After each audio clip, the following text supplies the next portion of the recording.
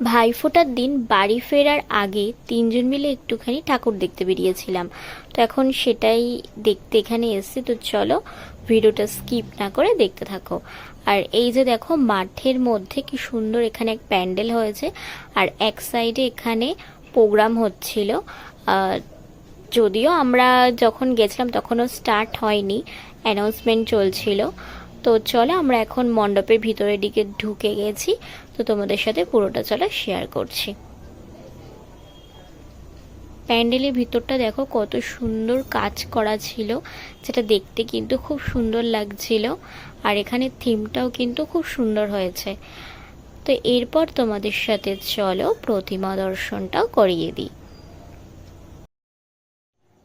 First প্যান্ডেলটা তো তোমাদের দেখিয়ে দিলাম, এরপরে সেকেন্ড প্যান্ডেলে যখন যাব সেটাও তোমাদের সাথে নেক্সট ভিডিওতে শেয়ার করছি। তো চলো এখনের মতো টাটা।